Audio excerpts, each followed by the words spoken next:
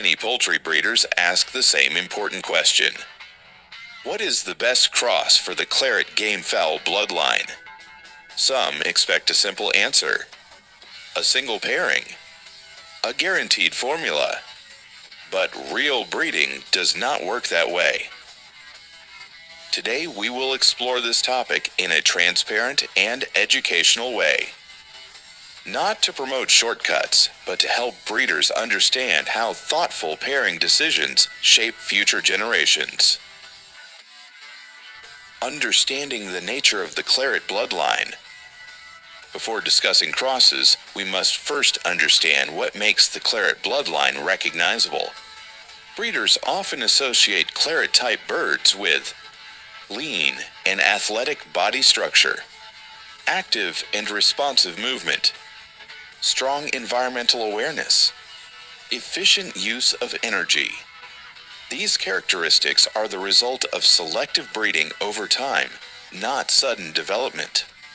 When breeders talk about crossing clarets, the goal is usually not to replace these traits, but to balance or enhance specific areas.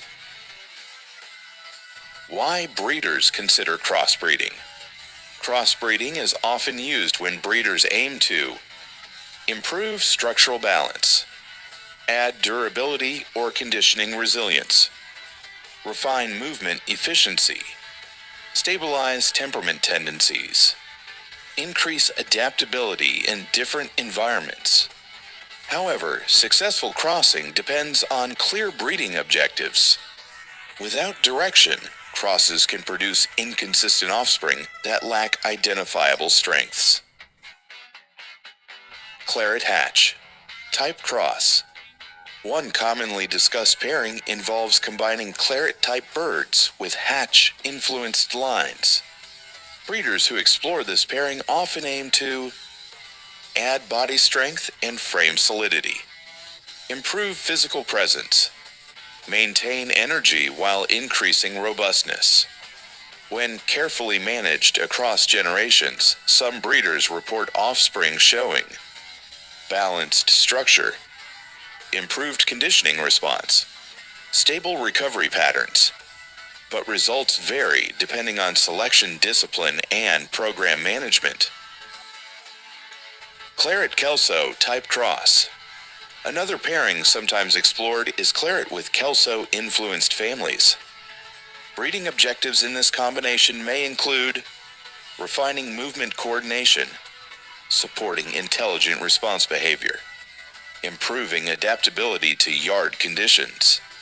This type of cross is often described as requiring patient evaluation because subtle traits may only appear after multiple breeding cycles. Claret sweater type cross. Some breeders also experiment with sweater type crosses.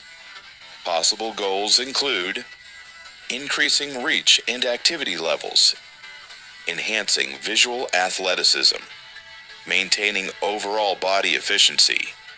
However, breeders must monitor offspring carefully to avoid excessive nervousness, structural imbalance, inconsistent feather tightness. This highlights the importance of record keeping and honest observation. Understanding the concept of best pair. The phrase best cross can be misleading. In reality, the best pairing is program specific. Factors influencing pairing success include climate conditions, housing systems, feeding consistency, breeder handling style, genetic compatibility. Two breeders using the same bloodlines may achieve very different outcomes. Therefore, responsible breeders test small groups first before expanding. Selection after crossing. Crossbreeding is only the beginning. True improvement happens during post-cross selection. Breeders evaluate offspring for structural balance, natural movement rhythm, recovery and conditioning response, behavioral stability, environmental adjustment.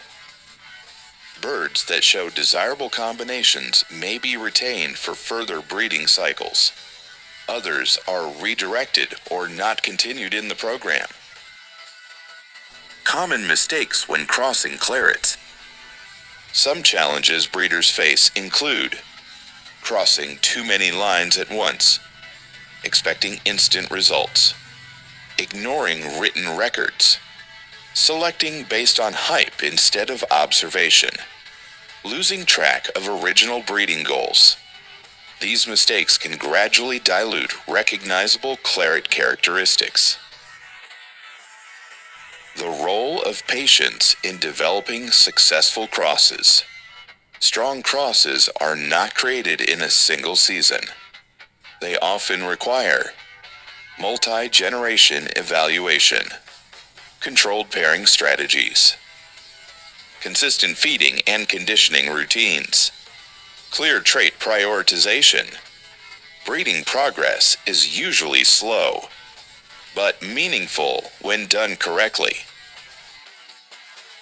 One of the most important responsibilities of breeders is maintaining bloodline identity.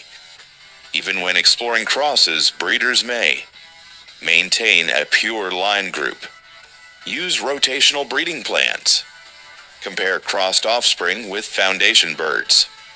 This helps ensure that experimentation does not erase valuable heritage traits. Lessons for modern backyard breeders. For today's poultry enthusiasts, the story of claret crosses teaches that breeding is a long-term learning process. Observation matters more than labels. Balanced structure supports adaptability. Documentation protects progress. These principles apply not only to clarets, but to all traditional bloodlines. So, what is the best cross for the claret gamefowl bloodline? The honest answer is, there is no universal formula. The best cross is the one that helps a breeder move closer to clearly defined goals, while preserving functional traits and long-term sustainability. Understanding this mindset is more valuable than memorizing any specific pairing. If you enjoy transparent educational discussions about traditional poultry bloodlines, breeding strategies, and backyard management principles, subscribe to Chicken Matter Talks and share this video with fellow enthusiasts, because better understanding leads to better breeding decisions.